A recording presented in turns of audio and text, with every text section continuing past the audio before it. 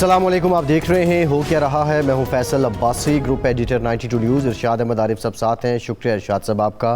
पाकिस्तान और अफ़गानिस्तान के बीच मुआहिदा हो गया है और कतर की जानिब से बाज़ाब्ता तौर पे इस मुआहिदे का एलामिया जारी किया गया है। अब पाकिस्तान और अफ़गानिस्तान की जो क़यादत है वो 25 अक्टूबर को इस्तंबुल में मुलाकात करेंगे। दोनों ममालिक जो हैं वो बॉर्डर मैनेजमेंट को यकीनी बनाएंगे, साथ ही साथ दहशत गर्दी के ख़ात्मे के लिए किरदार अदा करेंगे और आपस में जो बातचीत है उसको जारी रखेंगे। पाकिस्तान और अफ़गानिस्तान के बीच पिछले कुछ अरसे में, कुछ दिनों में हमने देखा कि कार्रवाइयाँ भी हुई, अस्करी कार्रवाइयाँ हुई, लेकिन उसके बाद जो बरादर मुल्क हैं उन्होंने इंटरवीन किया, बिलखुसूस कतर ने, और कतर ने सालसी भी की और इस मुआहिदे को हतमी शक्ल भी दी है। बहरहाल अब इसी तरह तुर्किया का किरदार भी है, सऊदी अरब का किरदार भी इसमें रहा है। चीन की जानिब से भी आज कहा गया है कि वो इस मुआहिदे का खैर मकदम करते हैं, क्योंकि बहुत से ऐसे ममालिक हैं, अक्सरियती मुल्क ऐसे हैं कि जो पाकिस्तान के भी कदरदान हैं, पाकिस्तान के भी खैर ख़्वाह हैं और अफ़गानिस्तान के भी खैर ख़्वाह हैं। बहरहाल इस मुआहिदे के बाद जो पाकिस्तान के उसूली रिज़र्वेशंस हैं, क्या काबुल हुकूमत, मौजूदा जो काबुल रजीम है, उनको दूर कर पाएगी, ये एक बुनियादी नुक्ता है। आज के प्रोग्राम में इस पर बात करेंगे। प्राइम मिनिस्टर पाकिस्तान 3 रोज़ा दौरे पर सऊदी अरब जा रहे हैं, जहाँ पे बहुत सी इन्वेस्टमेंट से रिलेटेड भी जो डेवलपमेंट्स हैं वो होनी हैं, और ये दौरा इंतहाई अहम है। अब 3 दिन की जो मसरूफियात हैं उसमें क्या कुछ होगा इस दौरे के दौरान ही पता चलेगा, लेकिन हालिया चंद हफ्तों के दौरान ये प्राइम मिनिस्टर पाकिस्तान का दूसरा दौरा है सऊदी अरब है। गज़ा में जंग बंदी हुई, मामलात तय हुए, मिस्र में तकरीब भी हुई, जो बाहमी तौर पे तय हुआ था उसके मुताबिक तबादले भी हुए कैदियों के, और जो इज़राइल की जानिब से बर्बरियत है उसका खेल एक मरतबा फिर से रचाया गया है।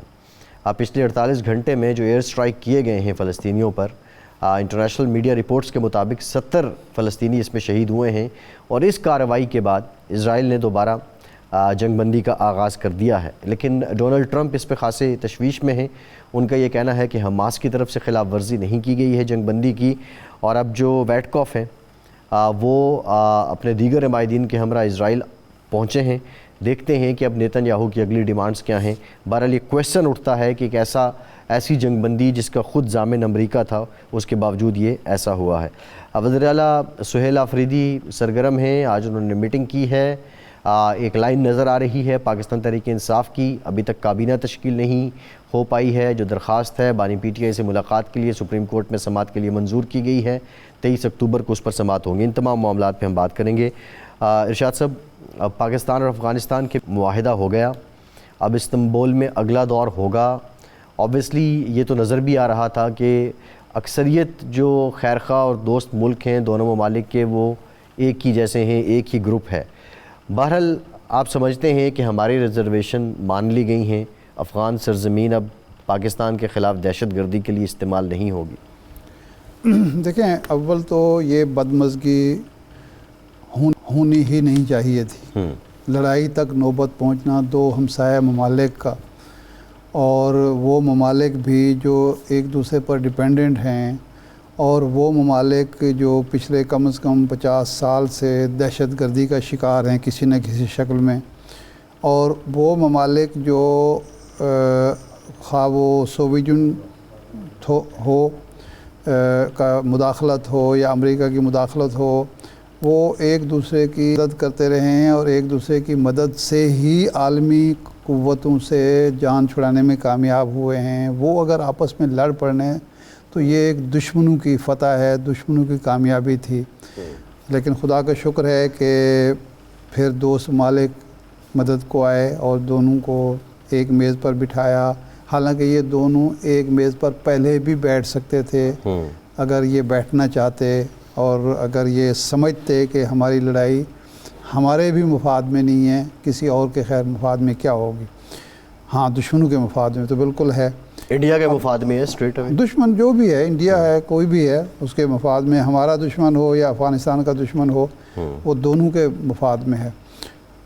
अब इसमें जो बुनियादी चीज़ है वो ये है कि इस मुआहदे पर अमल दरामद, हमारे जो तहफ़्फ़ुज़ात हैं वो ये हैं कि जी पहले भी खा वो तालिबान रजीम हो या इससे पहले जो वहाँ हुकूमतें कायम होती रही हैं, वो मुआहदों की ख़िलाफ़ वर्जी करती हैं। اور پاکستان کے دوستی کا پاس لحاظ نہیں کرتے ہیں، ٹھیک ہے نا جی۔ تو اس لیے اب یہ دیکھنا ہے کہ اس معاہدے کا پاس کیا جاتا ہے، لحاظ کیا جاتا ہے، اس پر آگے بڑھا جاتا ہے، ایک دوسرے سے بیٹھ کر گلے شکوے دور کیے جاتے ہیں، یا پھر کسی اور محاذ آرائی کی طرف بڑھا جاتا ہے۔ یہ اب اگلے 10 دن میں، 20 دن میں، مہینے میں، 2 مہینے میں سامنے آ جائے۔ صحیح۔ خورشید محمود قصوری صاحب نے ہمیں جوائن کیا ہے، پاکستان کے سابق وزیر خارجہ ہیں اور موسٹ لرنڈ پرسنالٹی ہیں ان معاملات پہ گفتگو کرنے کے لیے۔ قصوری صاحب بہت شکریہ آپ کے وقت کا۔ قصوری صاحب، معاہدہ پاکستان اور افغانستان کے بیچ طے ہو گیا ہے اور اب استنبول میں اگلا دور ہونا ہے۔ میکینزم کیا آپ کی نظر میں آپ کیا سمجھتے ہیں کہ دونوں ملکوں کے بیچ میکینزم کس طرح کا سیٹلڈ ہوگا؟ جی آؤں گا میکینزم پہ، اس پہ بہت کچھ لکھا گیا ہے۔ پہلے تو میں یہ کچھ اپنے ویوز دینا چاہتا ہوں اس سلسلے میں۔ جی دیکھیں، ہمارا ہمسایہ ہے، ہمسائے بدلے نہیں جاتے، تو کسی مفروضے پہ چلنا چاہیے۔ تو دوسری بات یہ ہے کہ یہ بدقسمتی کی یہ بات ہے کہ طالبان سے یہ توقع نہیں تھی، نہیں تو 1947 سے ہر افغان گورنمنٹ کے ساتھ ہمارے مسائل رہے ہیں۔ کیا اس میں ہم بلیم وردی تھے یا وہ؟ شروع میں تو انہوں نے ایشو اٹھایا تھا کہ ڈیورینڈ لائن کا، اور انہوں نے ہی اعتراض کیا تھا اس پہ جو ہماری ممبرشپ تھی اس کی جنرل یونائٹڈ نیشنز کی، اور ان کا تھا جی انہیں تحفظ ہے، لیکن بعد میں انہوں نے بہت جلدی وڈرا کر لیا اپنا آبجیکشن۔ اس لیے ضروری ہے سمجھنے کے لیے کہ یہ کوئی خاص طالبان اسپیسیفک نہیں ہے، لیکن افسوس کی یہ بات ہے کہ طالبان سے یہ توقع نہیں تھی، کیونکہ طالبان یہ کہتے تھے ان کا مطمع نظر جو ہے وہ اسلامی ہے، وہ اس قسم کی نیشنلسٹ اپروچ کو سپورٹ نہیں کرتے، بلکہ ماضی میں وہ اٹیک کرتے رہے ہیں افغانستان کے نیشنلسٹ رولرز پہ۔ اب یہ میں نے اس لیے بتانا ضروری سمجھا کہ اس کا کوئی آئیڈیل سلوشن ہو نہیں سکتا، کسی غلط فہمی میں کسی کو نہیں ہونا چاہیے، حالات زیادہ خراب تو ہو سکتے ہیں۔ ہماری جو کلیکٹیو ایفرٹ ہونی چاہیے، اور I am sure government of Pakistan کی جتنی ایجنسیز ہیں وہ یہ ٹرائی کر رہی ہیں، کیونکہ ان کو اتنا ہی تجربہ ہے، میرا بھی بڑا تجربہ ہے، لیکن ان کو بھی بہت تجربہ ہے، تو ان کو پتہ ہے جو میں بات کرنے لگا ہوں وہ یہ ہے کہ ہندوستان کا پہلا کیس تو فلاپ ہو گیا۔ ان کی خواہش تھی کہ آپ کا نہ ہو کوئی سیز فائر اگریمنٹ۔ ہمارے جو کامن فرینڈز ہیں ان کی ایک خصوصیت ہے جو سمجھنے کی ضرورت ہے۔ وہ کون سے کامن فرینڈز ہیں؟ یو اے ای، سعودی عربیہ، قطر اور ترکی۔ کیوں ہیں یہ خاص طور پہ؟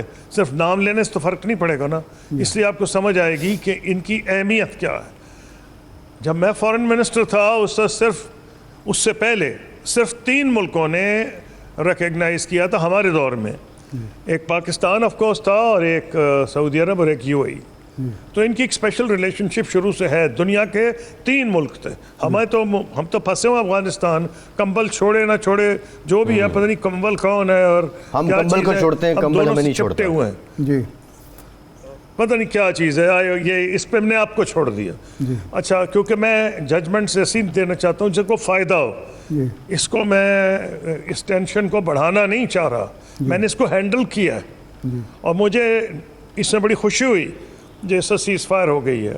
دیکھیں، بات یہ ہے کہ ہم نے ایک جواب دے دیا، ہمارے جوان قتل ہو رہے تھے، ہمارے نوجوان افسر، نوجوان سپاہی، ہمارے بہادر پولیس مین جو فرسٹ لائن آف ڈیفنس پہ ہیں، سب سے پہلے ان پہ حملہ ہوتا ہے۔ تو ایک سٹیج آ گئی تھی کہ پاکستان کی حکومت کو اور آرمی کو کوئی آپشن نہیں تھا، انہوں نے جواب دے دیا ایک دفعہ۔ یہ کوئی وے آف لائف نہیں ہے، جیسے کئی لوگ میں نے دیکھا ہے سجیسٹ کر رہے ہیں کہ یہ کوئی رستہ نہیں تو یہی رستہ ہے۔ نہیں، یہ رستہ نہیں ہے کہ صرف کہتے ہیں یہی رستہ ہے، پر یہ رستہ کیا مطلب؟ جنگ کرنی ہے آپ نے افغانستان سے؟ یو کی not and you should not. ہماری بہت زیادہ انویسٹمنٹ ہے اس علاقے میں، ہندوستان تو چاہتا ہی ہے کہ ہمارے جھگڑے ہوتے رہیں۔ اب پرابلم جو بہت بڑا آ گیا، یہ حل کرنا پڑے گا۔ پرابلم یہ آ گیا کہ وہ کہتے ہیں کہ جناب ہمارے وہ کنٹرول میں نہیں ہے جو طالبان ہے۔ میں اس میں ججمنٹ نہیں پاس کرتا، جھوٹ بول رہے ہیں، صحیح بول رہے ہیں، ہم کہتے ہیں کہ ہم برداشت نہیں کر سکتے کہ آپ کے علاقے سے لوگ آتے ہیں، جی تو ایک راستہ تو یہ ہے کہ جو استنبول میں ملیں تو ایک ایسا میکنزم بنا لیں. میں ایک سجیسٹ کرتا ہوں، جی اگر افغانستان اس کو مان جائے، مجھے نہیں پتا پاکستان کو کیا اس پہ اعتراض ہو سکتا ہے. دیکھیں ماننا پڑے گا ہمارے اندر بھی دہشت گرد بیٹھے ہیں، جی اور مجھے بڑی خوشی ہوئی ہے کہ اب گورنمنٹ نے ایک سٹرکٹ لائن لی ہے، جی اور امید ہے کہ اس سے کوئی سبق سیکھیں گے اور آئندہ یہی لائن رکھیں گے. اب دیکھیں ہوا یہ ہے کہ ہم یہ کہہ سکتے ہیں افغانستان کو 2-3 چیزیں، چلے جی آپ کا کنٹرول ہے یا نہیں ہے یہ تم بعد میں کرتے ہیں. ملا ہیبت اللہ اخندزادہ بیٹھے ہیں ادھر قندھار میں، ہمارے پاس، ناٹ ان کابل، وہ دوسری جگہ بیٹھے ہوئے ہیں، قندھار میں وہاں بیٹھے ہیں. ان کو اپروچ کرنا، جی قندھار میں بیٹھے ہیں، وہ ان کا تخت وہی ہے، قندھار بیٹھے ہوئے ہیں، ان کو اپروچ کرنے کی ضرورت ہے. اور ہمیں ڈائریکٹ چاہیے ہماری حکومت کو، اور وہ کر بھی رہے ہوں گے، لیکن میں کیونکہ آپ کے پروگرام نے آپ نے بلایا ہے، ان سے رابطہ ضروری ہے. کیوں؟ ان کو ہم یہ کہہ سکتے ہیں جی ٹھیک ہے آپ کے کابل میں حکومت یہ کہہ رہی ہے، آپ برائے مہربانی ایک کام تو کریں کہ آپ ایک ایسا اعلان کریں اور بالکل کھلا اعلان کریں اور ببانگِ دہل اعلان کریں جس میں کوئی میم میخ نہ ہو کہ پاکستان پہ جہاد جو ہے حرام ہے. پاکستان کریں نا یہ، جی بالکل. جب وہ کر دیں گے تو پہلا فرض تو انہوں نے اپنے ادا کر دیا ہوگا. یہ گول مول قسم کی باتیں جو ہے نا، یہ ٹیسٹ افغانستان کے لیے. کیا وہ یہ ان کے جو ہیڈ ہیں، امیر ہیں، وہ یہ بیان دیتے ہیں ببانگِ دہل؟ جی کوئی اس میں گول مول چیزیں نہیں ہونی چاہیے کہ اسلامی برادر ملک ہے، اس کے اوپر حملہ اسلامی شریعت سے ناجائز ہے. جی تو پہلی تو یہ چیز ہے.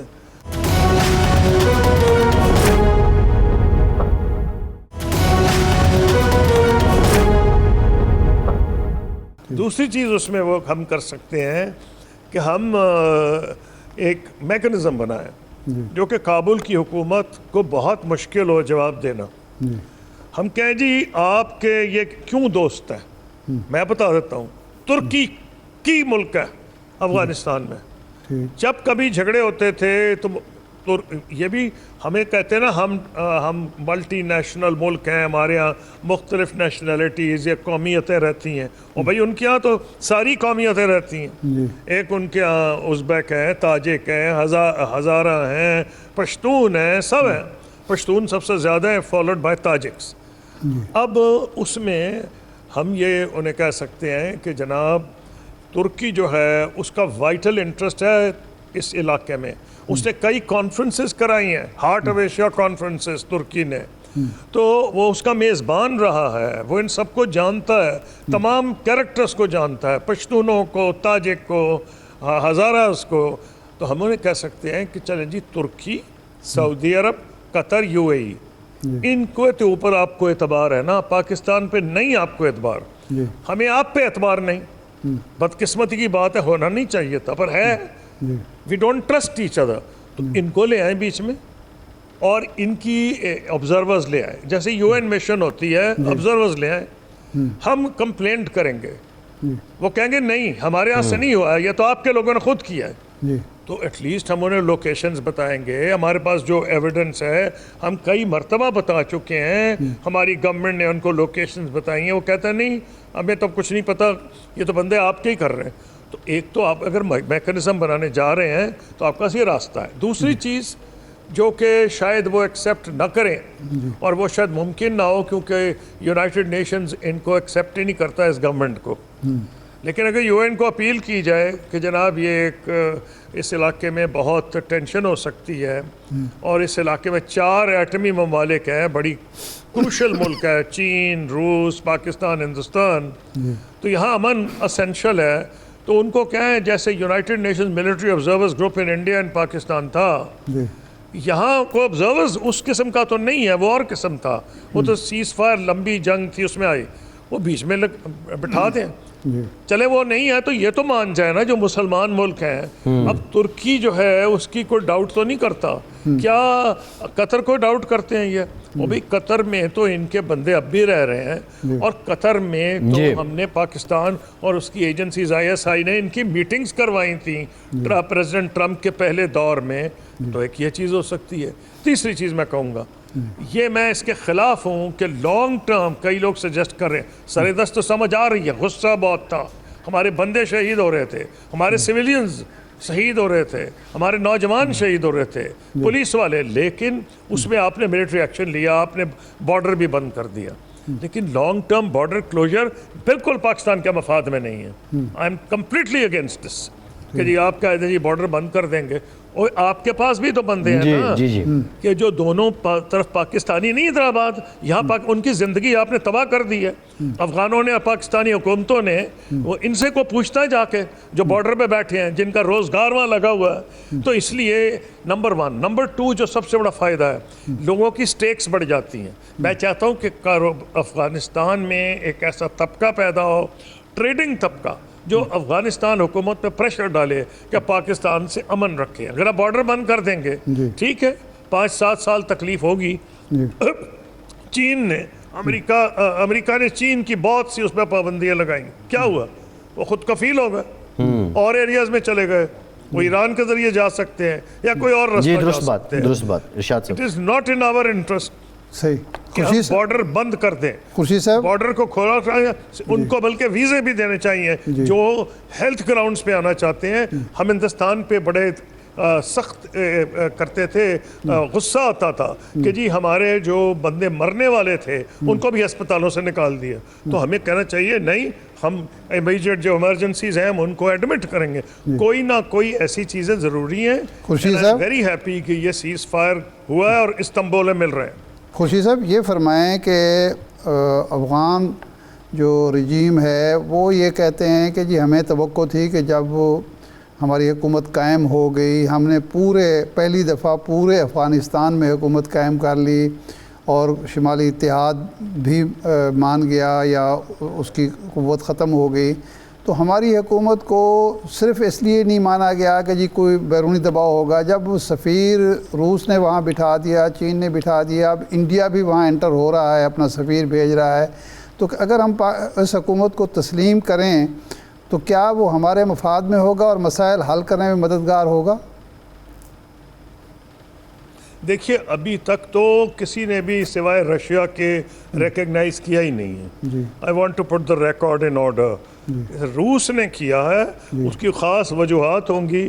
روس کو امریکہ سے تو کوئی خیر کی توقع نہیں ہے, تو روس تو یہ چاہ رہا ہے کہ جی امریکہ شاید افغانستان میں کسی سٹیج پہ ان کو یوز کرنے کی کوشش کرے, جیسے بگرام بیس کی بھی ذکر ہو رہا تھا.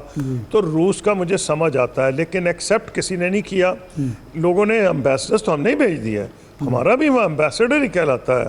اور ہندوستان نے جو اتنی کوشش کی ہے بیچ میں ہمارے گند ڈالنے کی افغانستان پاکستان میں, اس لیے اس کو بڑا تکلیف ہوئی ہوگی جو سیز فائر ہو گیا بیچ میں. وہ انہوں نے بھی ان کو ٹیکنیکل مشن تھا, اس کو کہا کرتے تھے, اس کو اپ گریڈ کر کے ایمبیسی کر دیں گے, ایمبیسڈر کر دیں گے. It is not diplomatic recognition. تو آپ بالکل کلیئر ہو جائے, نہ ایران نے کیا ہے, نہ چین نے کیا ہے, نہ ہندوستان نے کیا ہے, نہ دنیا کا کسی اور ملک نے نہیں کیا سوائے روس کے. صحیح ہے. اچھا قصوری صاحب, ابھی جو حالات دوسری طرف ہیں, غزہ میں جنگ بندی معاہدہ اور اس کے بعد پھر اسرائیل کی طرف سے بمباری اور اب پھر خود ہی جنگ بندی کا آغاز کر دیا ہے, یہ نقصان کس کو ہو رہا ہے سب سے زیادہ؟ کیا امریکہ کی ساکھ اب کٹہرے میں ہے؟ دیکھیے یہ بات یوں ہے کہ پریزیڈنٹ ٹرمپ کی عادت ہے, وہ ایک رسک لیتے ہیں, وہ اعلان کر دیتے ہیں کہ ہو گیا اور پھر وہ سمجھتے ہو پریشر ڈالیں گے. اب یوکرین میں پتہ نہیں ان کا پریشر کامیاب ہوگا یا نہیں. ابھی تو لاسٹ چیپٹر لکھا نہیں گیا یوکرین اور روس کی جنگ کا اور اسے پریزیڈنٹ ٹرمپ کا رول کا, کیونکہ یہ ایک لمبی جنگ ہے اور لوگوں کو اندازہ نہیں ہے. تو اس کو تو 11 سال ہو گئے, لوگوں کے نظر میں تو اب آئی ہے, 11 سال سے ہے. پہلے کرائمیا جو تھا اس پہ روس نے قبضہ کیا تھا, اور یہ ڈمباس ریجن جو ہے اس میں بڑی دیر سے جنگ ہو رہی ہے. اب یہ جو مسئلہ ہے ہوا یہ ہے کہ انہوں نے سیز فائر کرا دی اور ساری دنیا چاہ رہی تھی سیز فائر, میں بھی چاہ رہا تھا. کون بندہ ہے, میں تو ٹی وی بھی دیکھنا بند کر دیا صبح, وہ دیکھی نہیں جاتی تھی تصویریں, بچوں کے ہاتھ کٹے ہوئے, لاتیں کٹی ہوئی ہیں, ہسپتال ہے کوئی نہیں. تو فرینکلی ہر بندہ چاہ رہا تھا سیز فائر ہو جائے. اس لحاظ سے تو میں سمجھتا ہوں اچھی بات ہوئی اور پریزیڈنٹ ٹرمپ نے پریشرائز کر کے کرا دیا. لیکن جب اب اتنی جلدی میں ہوں اور پریزیڈنٹ ٹرمپ کا طریقہ کار جو ہو, اس میں جو فیز 2 ہے وہ بالکل اس میں چھید اتنے زیادہ ہیں کہ جو چاہے اس کو ایکسپلائٹ کر لے.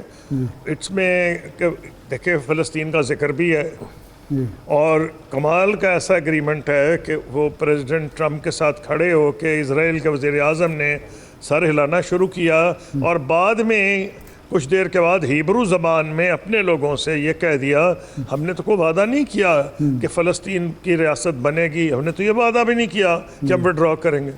جب ایسا معاہدہ ہو جائے تو اس قسم کی چیزیں ہوتی ہیں.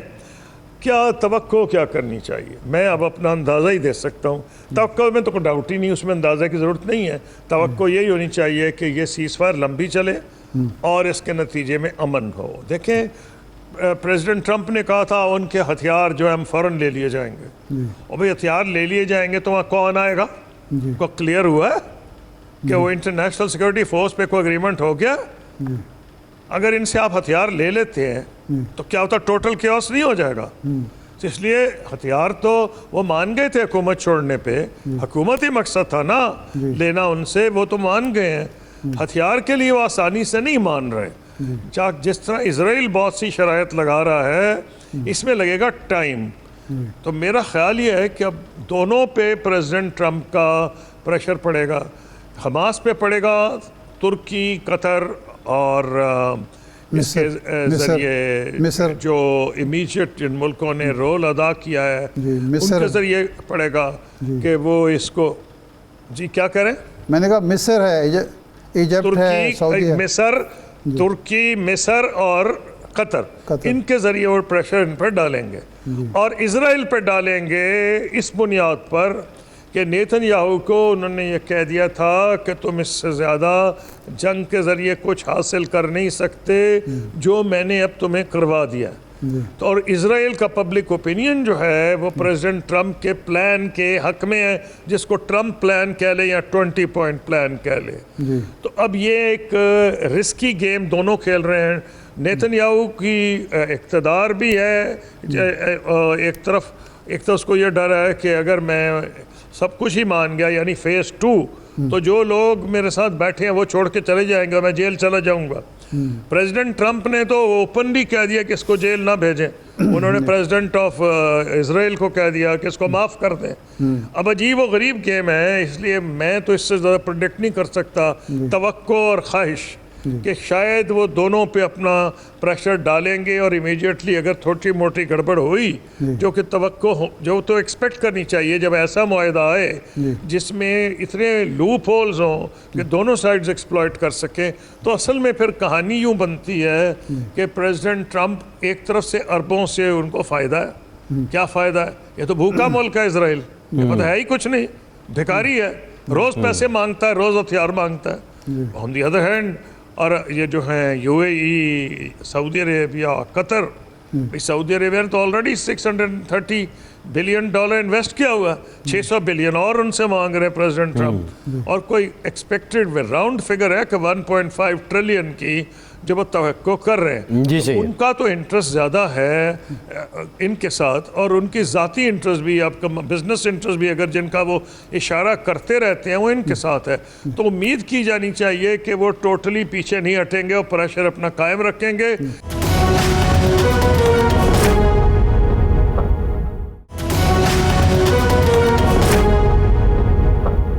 خورشید صاحب, بیٹکوف نے یہ کہا کہ جب قطر پہ حملہ کیا اسرائیل نے تو امریکہ نے یہ سوچا کہ اب یہ اپنی حدود سے بڑھ رہا ہے, اور پھر ٹرمپ نے دباؤ ڈالا کہ اب جنگ بندی ہوگی.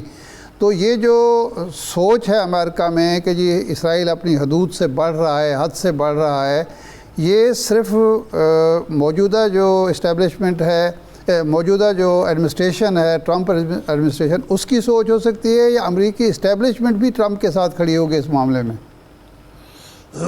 دیکھیں جس طرح سے امریکہ میں پبلک اوپینین بدل رہا ہے، جی ایک میں آپ کو یاد کرانا چاہوں گا، اب میں بھول گیا ہوں ایگزیکٹ نا، کئی سو 10 20 30 40 نہیں افسران نے مختلف جو امریکن ایڈمنسٹریشن کے تھے انہوں نے اوپن لیٹر، یہ کچھ 2-3 سال پرانی ہے، پریزیڈنٹ بائیڈن کے دور میں پبلش کیا تھا کہ اسرائیل کی پالیسیز سے ہمیں ڈسٹنس کرنا چاہیے. تو ایک تو وہ انڈیکیشن ہے.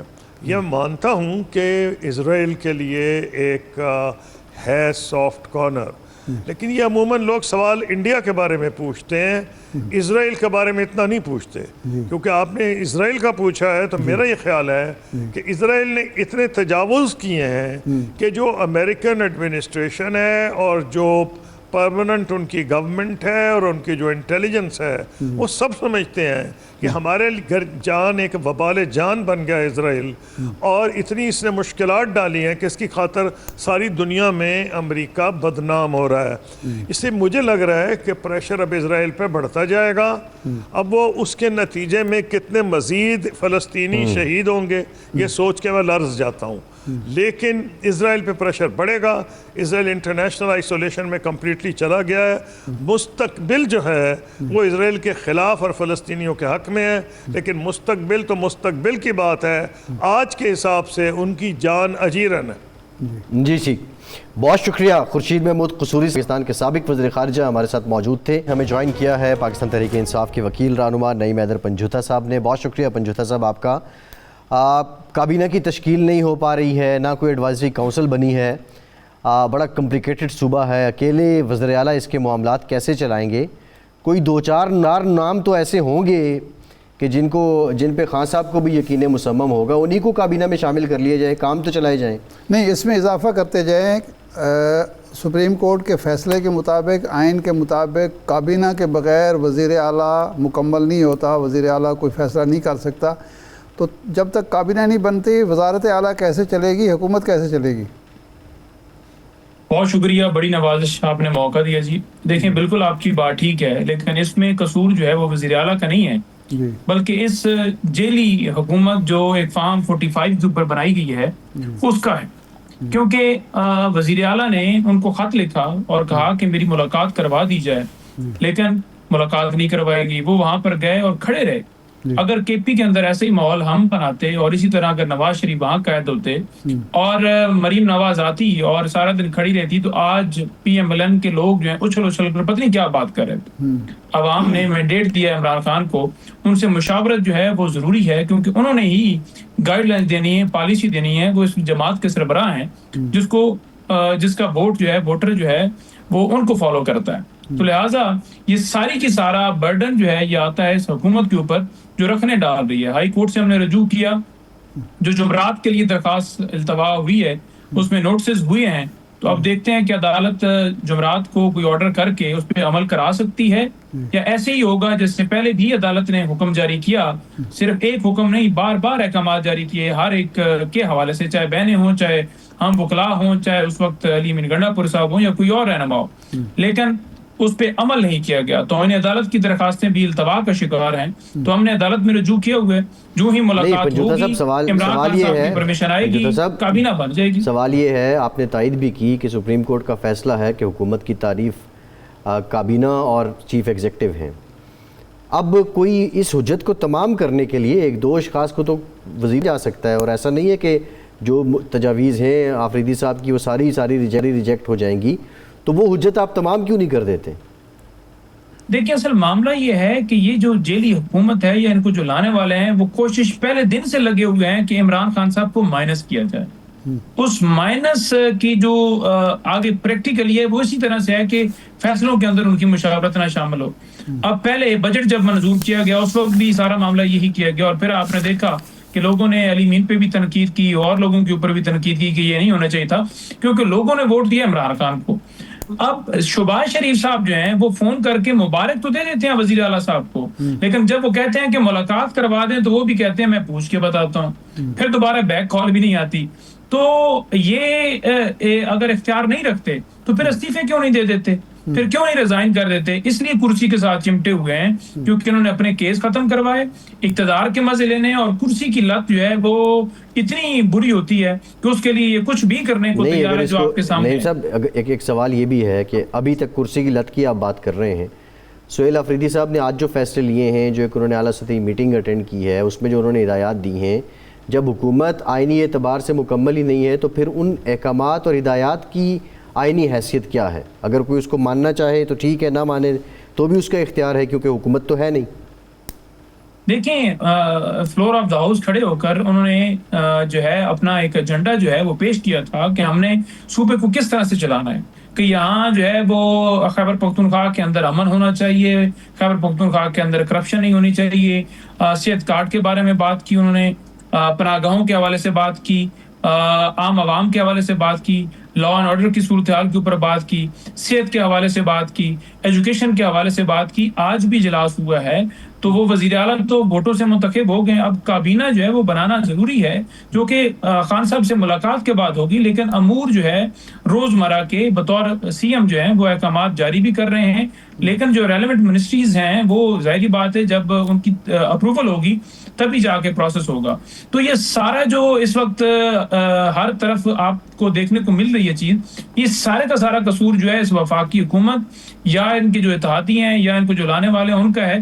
ان سے سوال پوچھیں کہ آپ ایسا کیوں کر رہے ہیں، کیوں نہیں ملاقات کرا رہے، کیونکہ ملاقات جب تک نہیں ہوگی کیسے وہ آگے کابینہ بنائیں گے۔ اور اس پہ میں داد دیتا ہوں سہیل آفریدی صاحب کو کہ انہوں نے جس طرح بولڈ سٹیپ لیا، جس طرح انہوں نے جو ہے کہا کہ بالکل یہ عوام نے مینڈیٹ دیا عمران خان کو تو گائیڈ لائنز ادھر سے ہی آئیں گی، تو جب ساتھ دوسری ان کی سٹیٹمنٹ بھی اٹھا لینا جدھر یہ کہتے ہیں کہ سہیل آفریدی تو بڑے بالکل جی ان کو تو ایکسپیرینس نہیں ہے، تو ایکسپیرینس نہیں ہے آپ خود ہی ایڈمٹ کر رہے ہیں، تو پھر ایکسپیرینس کے لیے یا رہنمائی کے لیے پھر ان کو لیڈر سے ملنے دیں، تو کوئی ایک سٹیٹمنٹ تو لے آئے نا۔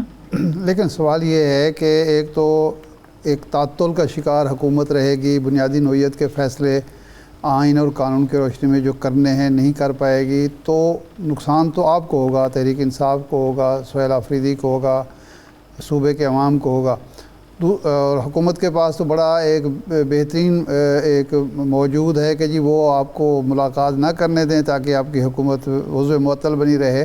لیکن دوسرا یہ جو پریکٹیکل بات یہ ہے کہ جب پچھلے ہفتے سلمان اکرم راجہ صاحب دوسرے لوگ ملے مقدمات ہی کے سلسلے میں، تو اس وقت کچھ لوگوں کی تو اپروول پہلے لی جا سکتی تھی سہیل آفریدی صاحب کے مشورے سے، تو اس وقت بھی اپروول نہیں لی گئی۔ اس کا مطلب ہے آپ بھی صرف وہ پوائنٹ سکورنگ کر رہے ہیں یا سہیل آفریدی صاحب بھی پوائنٹ سکورنگ کر رہے ہیں اس کو ایشو بنا کے؟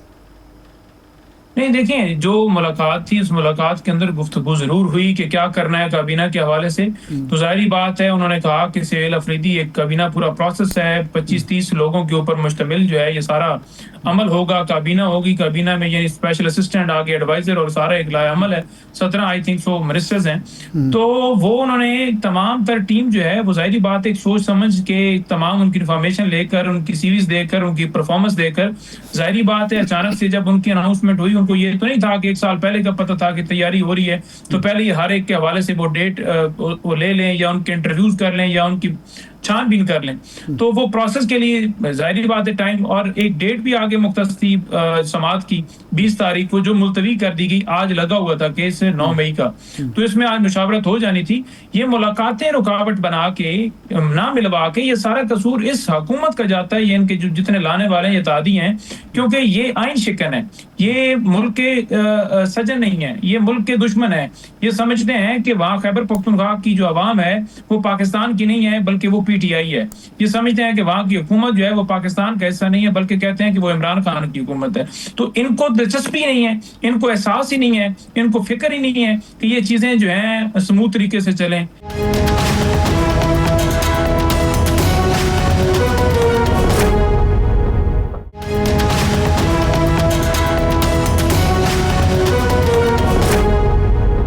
نیودا صاحب وزیر اعظم فون کرتے ہیں، مبارکباد پیش کرتے ہیں، خیر سگالی کا ایک میسج دیتے ہیں، ہاتھ بڑھاتے ہیں، جواباً وہ ایک میٹنگ کر رہے ہیں جس میں سب سے زیادہ مفاد جو ہے کے پی کے کا ہے کہ لا اینڈ آرڈر سچویشن کس طرح ٹھیک کرنی ہے، اس میں آفریدی صاحب شریک ہی نہیں ہوتے، مزمل اسلم صاحب کو بھیج دیتے ہیں۔ تو آپ کی طرف سے بھی تو وہی رویہ ہے جو ان کی طرف سے ہے اگر مان لیا جائے تو؟ نہیں دیکھیں ہماری طرف سے پھر بھی نمائندگی کی گئی، اور جو ایجنڈا تھا وہ تھا افغانستان والا اور زراعت والا، تو ہمارا اس پہ موقف وہاں بھی پہنچا، اور اس سے پہلے بھی ہمارا موقف پوری دنیا کو پتہ ہے کہ بات چیت سے معاملات کا حل نکالیے۔ جو دوحہ کے اندر میٹنگز ہوئی ہیں اور 13 گھنٹے طویل ملاقات کے بعد یہی طے ہوا ہے کہ امن ہونا چاہیے، اور آپس میں معاہدہ طے پایا ہے کہ اب سیز فائر رہے گا۔ تو عمران خان بھی یہی بات کر رہے تھے اس وقت، یہ کہتے تھے یہ طالبان سے بات کرنے کی بات کرتے ہیں۔ آج طالبان والی اگر ہم بات کریں کہ آپ نے طالبان سے بیٹھ کے 13 گھنٹے مذاکرات کر لیے تو پھر آپ کو لگے گا کہ یہ ملک کے دشمن ہیں۔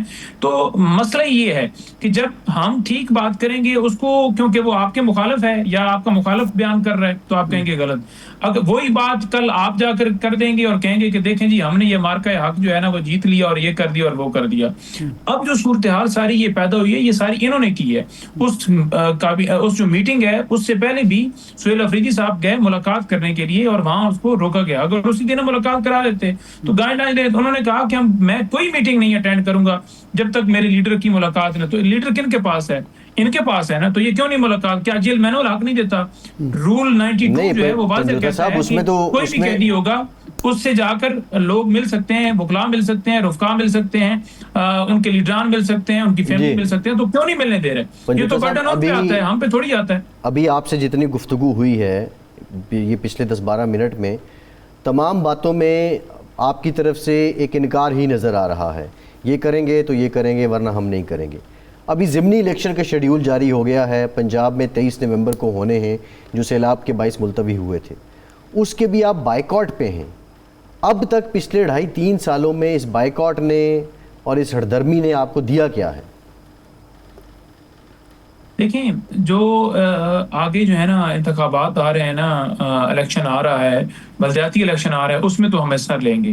باقی جو ضمنی الیکشن کی بات ہے، دیکھیں اس میں خان صاحب نے یہ اصولی موقف اختیار کیا کہ بہت زیادہ ہمارے لوگوں نے سفر کیا ہے اور یہ سیٹیں جان بوجھ کر ان کو پولیٹیکل وکٹمائزیشن ہے، سب کو پتہ ہے، جھوٹے کیسز، جھوٹی سزا دی گئی ہے، تو ہم احتجاجاً یہاں سے الیکشن نہیں لڑیں گے، کیونکہ انہوں نے جو فیصلے دیے ہیں، جو سزا دی ہے، جو ڈسکوالیفائی کیا گیا ہے، وہاں لڑنے کا مطلب یہی ہے کہ ہم ان کے فیصلوں کو تسلیم کر رہے ہیں۔ تو انہوں نے کہا کہ ہم احتجاجی طور پر نہیں جائیں گے، اور یہ ان کا موقف تھا۔ تو وہ میرا خیال میں موقف تو سب کو اس پہ ہونا چاہیے کہ بڑا زبردست، لوگ تو سیاست کے لیے پتہ نہیں کیا کیا لوگوں کی جو ہے جان لے لیتے ہیں، سپریم کورٹ پہ حملہ کر دیتے ہیں، نیب کے اوپر حملہ کر دیتے ہیں۔ تو عمران خان جو ہیں جیل کے اندر بیٹھ کے بھی اس بات کو کہہ رہے ہیں کہ ہم اصولی سیاست کرتے ہیں، یہ نہیں ہے کہ ہمیں کرسی کا معاملہ ہے۔ اور سیکنڈ بات آپ کو پتہ ہی ہے کہ جہاں بھی دوبارہ الیکشن ہوئے، دھاندلی والا جو پروگرام ہے وہ تو انہوں نے پہلے سے سیٹ کیے ہوئے ہے، وہاں پر آپ کو پھر یہ نہیں ہوگا کہ سیٹ پی ٹی آئی کو جائے گی، چاہے ریکاؤنٹنگ کے اندر ہو، چاہے نئے الیکشن کے اندر ہو، یا مخصوص نشستوں کا کیس ہو، وہ آپ کو یوں ہی نظر آئے گی، یا Noon league, people's party, J U I ان میں جائے گی، پی ٹی آئی کو نہیں ملے گی۔ نہیں، ابھی تو پشاور ہائی کورٹ سے آپ کو ریلیف ملا ہے، پشاور ہائی کورٹ سے آپ کو ریلیف ملا ہے، 26ویں آئینی ترمیم کے بعد ہی ملا ہے، جہاں سے آپ کے حق میں فیصلہ آ جائے وہ ٹھیک ہے، جہاں سے فیصلہ نہیں آتا اس میں آپ کہتے ہیں جی یہ تو سسٹم اور یہ آئینی ترمیم کا قصور ہو گیا۔ دیکھیں وہاں جو پشاور ہائی کورٹ کے اندر جو انصاف ہوا ہے نا، وہ اس وجہ سے ہوا ہے کہ ایک تو خیبر پختونخوا جو ہے نا، وہاں کی عوام جس طرح ان کا ایک جارحانہ رویہ ہے، جو ان کا انداز ہے، جو ایک ان کی ایک کسی بھی معاملے کے اوپر جس طرح وہ بات کرتے ہیں، آواز اٹھاتے ہیں، وہ ایک سامنے ان کو تھا۔ وہاں کی عوام نے مینڈیٹ دیا ہے عمران خان کو کہ اگر گورنر راج یا معاملہ لٹکانے کی طرف بڑھتے ہیں تو ایسا نہ ہو کہ انقلاب بنگال والا یہاں سے شروع ہو جائے۔ تو اس ڈر کی وجہ سے یعنی انفلوئنس کیا آپ نے، کروایا گیا۔ آپ کی جماعت نے انفلوئنس کیا ہے عدالتوں کو؟ جی آپ کی جماعت نے انفلوئنس کیا ہے عدالتوں کو، آپ یہ بات کر رہے ہیں؟ نہیں، انفلوئنس نہیں کیا، ہماری جماعت نے کوئی انفلوئنس نہیں کیا۔ وہاں اگر گورنر راج لگاتے، کیونکہ ڈیلے کرنے کا مطلب یہی تھا نا کہ گورنر راج لگانا ہے، تو فیصلہ سازوں نے کہا کہ بھائی باقی پورے پاکستان کے اندر ہم نے ساری چیز یرغمال بنائی ہے، ادھر کہا تو کہیں ایسا نہ ہونا کہ لینے کے دینے پڑ جائیں، تو انہوں نے عدالت کے اوپر پریشر نہیں ڈالا کہ آپ انصاف نہ دو، تو اس لیے عدالت نے وہاں انصاف کر لیا۔ 26ویں ترمیم کی روشنی کے اندر ہی یہ پروسیس ہوا 26ویں ترمیم کے بعد جو آئین کی اس وقت صورتحال ہے اس کے مطابق فیصلہ ہے, اس سے ہٹ کے نہیں آیا. تو یہ فیصلہ اسی طرح کا اس سے پہلے مخصوص نشستوں کے اوپر بھی آیا تھا, اور وہ یہی فیصلہ تھا کہ مخصوص نشستیں جو ہیں جب حلف نہیں لیا جا رہا تھا, ایک کورم مکمل نہیں تھا, اسپیکر نہیں لے سکے تھے, تو فوراً ہائی کورٹ نے اس میں انٹروین کر کے گورنر صاحب کو یہ اختیار دیا تھا کہ آپ حلف لے لیں. تو وہ دوبارہ ریپیٹ ہوئی, یہ چیز کوئی نئی چیز تو نہیں ہوئی یا کوئی ایکسٹرا چیز تو نہیں ہمیں ملی جی. اچھا یہ فرمائیں کہ وزیر اعلیٰ صاحب نے آج خطاب میں فرمایا ہے کہ کرپشن کو کسی صورت برداشت نہیں کیا گیا, انہوں نے کچھ احکامات بھی جاری کیے. یہ قیصر اقبال صاحب ہیں, انہی کے محکمے کے ہی ایک کلرک تھے, اربوں روپے کی کرپشن کی انہوں نے, تو وہ خود اپنے محکمے کو قابو نہیں کر سکے تو آپ پورے صوبے کی کرپشن کیسے ختم کریں گے؟ جی بالکل, دیکھیں بصیرت قوم جس طرح ہمارا مورال ہے, جو آج صورتحال ہے, مہنگائی ہے, لوگوں کی تنخواہیں کم یا روزگار نہیں ملتے تو لوگ ایسی صورتحال کی طرف بڑھتے ہیں. اس صورتحال کے اوپر لانے والے وہ لوگ ہیں جو اس وقت بھی وفاق کے اندر برجمان ہے. چوتھی دفعہ ایک وزیر اعظم بنا بیٹھا ہے اور ان کی بار بار حکومتیں رہی ہیں, ان کے اپنے خزانے جو ہیں انہوں نے لوٹ کے کھا گئے, وہ کلین چٹیں لے لیں نیب کے اندر ترمیم کر کے, یا کوئی اور ترمیم کر رہے ہیں عمران خان کو جیل میں ڈال کے, یہ بری ذمہ ہو گئے. انہوں نے بیسیکلی اس قوم کو اس طرف بھی دھکیلا ہے. تو ہم کوشش کر رہے ہیں کہ قوم کو کھڑا کریں, قوم کو جو ہے اپنے پاؤں پر کھڑا کر کے ان کو روزگار ملے, ان کو اچھی نوکریاں ملیں, ان کو تمام مواقع ملیں. نعیم صاحب سوال یہ ہے, 13 سال سے پی ٹی آئی کی حکومت ہے, CNW محکمے کا یہ کلرک ہے, جو اس وقت وزیر اعلیٰ ہیں وہ اس محکمے کے مشیر رہے ہیں, تو اس میں ان کا قصور کہاں سے آ گیا ہے؟ نہیں دیکھیں, CNW کو اگر کلرک ہے کسی ایک صوبے کے اندر تو آپ کا پورا پاکستان جو ہے نا, وہاں سے آپ کی معیشت کنٹرول ہوتی ہے. ایک ضلع میں جا کر معیشت نہیں کنٹرول ہوتی کہ ضلع سرگودا میں مہنگائی ہے تو چنیوٹ کے اندر بڑا آبادکاری ہوگی. تو یہ اوپر سے پالیسی آتی ہے. ہماری کوشش ہے کہ پاکستان کی معیشت ٹھیک ہو. وہ ٹھیک ہوگی جب یہاں پر لا اینڈ آرڈر کی صورتحال ٹھیک ہوگی, یہاں پر امن آئے گا, یہاں پر لوگوں کو پتہ ہوگا کہ قانون ہے, لوگ انویسٹمنٹ پاکستان کے اندر لائیں گے, ان کی انویسٹمنٹ محفوظ ہوگی تو آپ کی اکانومی گرو کرے گی, آپ کی غربت جو ہے کم ہوگی, آپ کے روزگار میں اضافہ ہوگا, مہنگائی کنٹرول ہوگی, تو آپ کے لوگ جو ہیں وہ خوشحال ہوں گے, تو کرپشن والے معاملات کم ہوں گے. باقی اس شخص کی بات ہے تو اس کے اوپر بالکل ایکشن ہوگا, زیرو ٹالرنس ہے. بہت شکریہ ارشاد صاحب, پروگرام کا ٹائم ختم ہو گیا. بہت آپ کا آج کے پروگرام سے اتنا ہی, اجازت دیجیے.